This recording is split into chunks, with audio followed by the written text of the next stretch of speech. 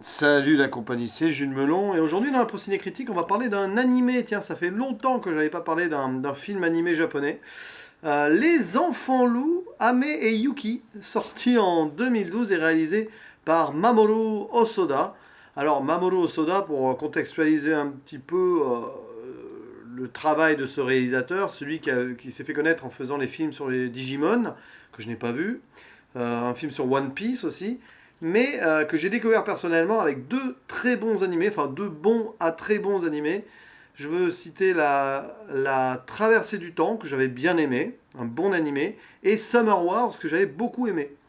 Voilà, je l'avais découvert ainsi, et c'est logiquement que je m'intéresse ainsi à son œuvre suivante, Les Enfants Loups, Ame et Yuki, avant de probablement me faire Le Garçon et la Bête. Puis, entre parenthèses, il va sortir un nouveau travail cette année qui s'appelle Mirai, ma petite sœur. Voilà, qui est déjà sorti, me semble, à Cannes, si je ne m'abuse. Voilà. Et qui sortira en juillet en France. Bref, les enfants loups, Ame et Yuki. Alors, de suite, je vais entamer avec le problème que j'ai avec ce film, qui n'est pas vraiment un problème en soi. Enfin, deux problèmes. C'est que, un, j'en attendais beaucoup, parce que j'avais cru croire que c'était enfin, j'avais entendu dire que c'était un chef-d'œuvre, tout ça, tout ça.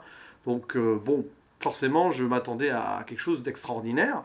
Et deuxièmement, j'avais avec la traversée du temps et Summer Wars, pris l'habitude, donc avec ce réalisateur, avec ce créateur d'animé, j'avais pris l'habitude d'histoires assez rocambolesques, avec pas mal d'actions et de rebondissements. Un jour, je reviendrai, je pense, en critique sur la traversée du temps et surtout Summer Wars, parce qu'il y a des choses à dire dessus. Et donc, en lançant Les Enfants Loups, Ame et Yuki, je m'attendais à un truc assez actif, on va dire. Et bah, pas du tout. Pas du tout. Cet animé est très introspectif, très esthétique, très lent dans son rythme, très axé sur ses personnages, et du coup j'ai été surpris.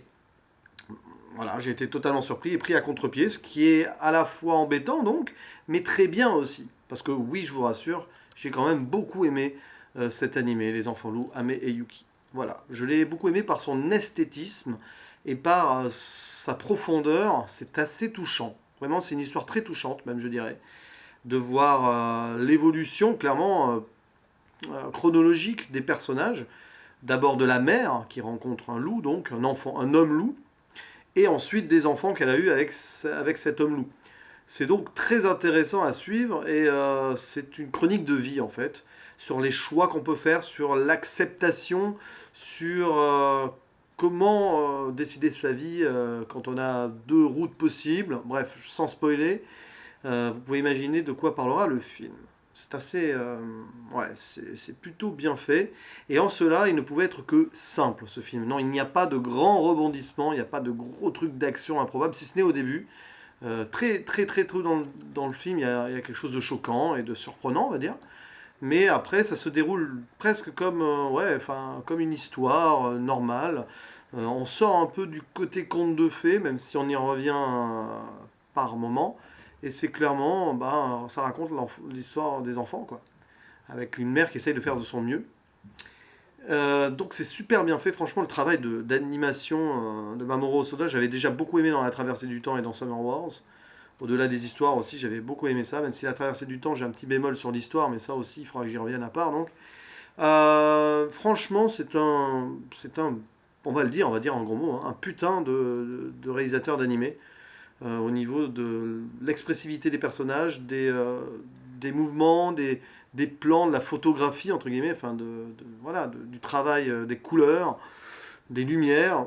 C'est vraiment du très bon niveau. Et donc je n'ai absolument pas été déçu là-dessus. Sur le plan visuel, c'est vraiment, pour moi, ce qui fait de ce film une réussite, c'est le plan visuel et l'émotion.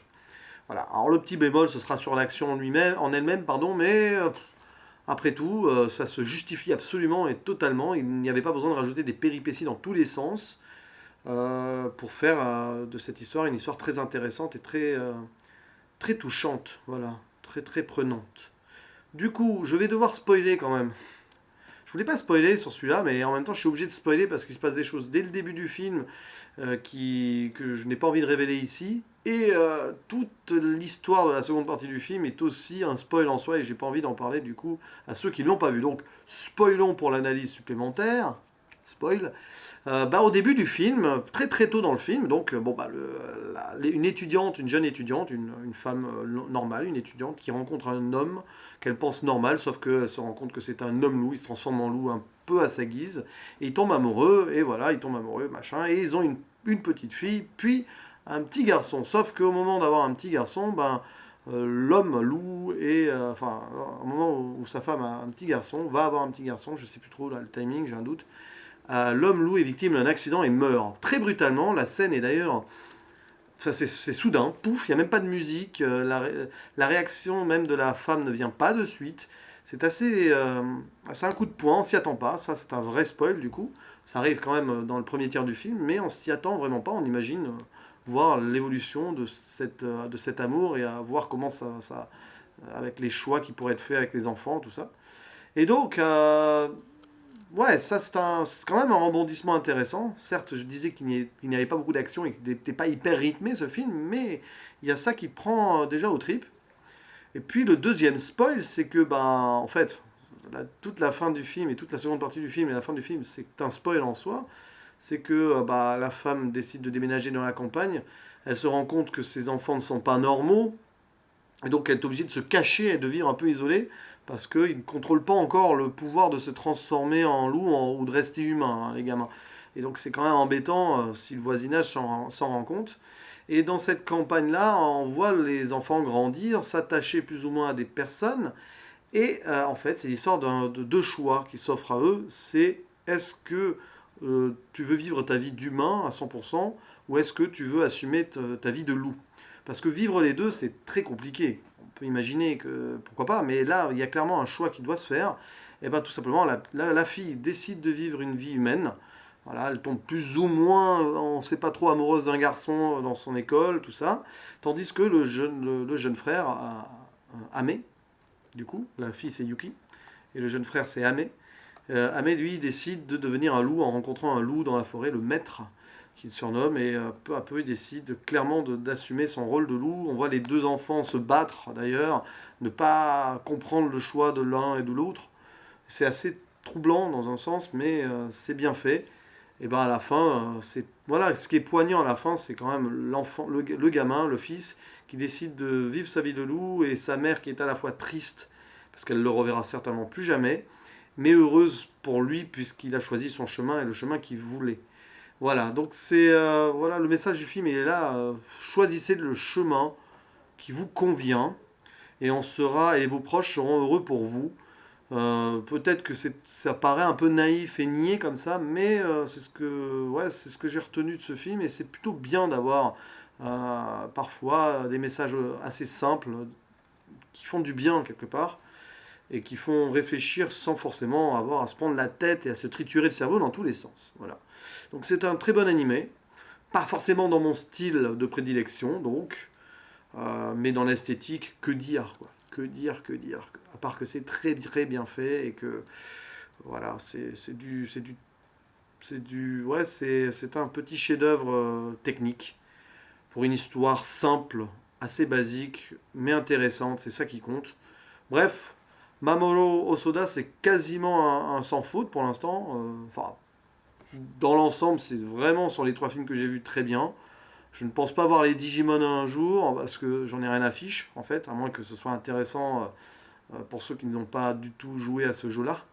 Mais j'en doute, d'autant plus que je pense pas que ce soit vraiment des films qu'il ait écrit lui-même, hein, c'est un peu de la commande. Par contre, très très vite, je vous reparlerai du Garçon et de la Bête, parce que je vais le voir, le Garçon et la Bête, c'est sûr que je vais le voir, en espérant que Mira et ma petite sœur sera distribué dans quelques salles ou qu'il sera disponible assez vite pour que j'en parle aussi. Voilà, à la prochaine. Ciao ciao.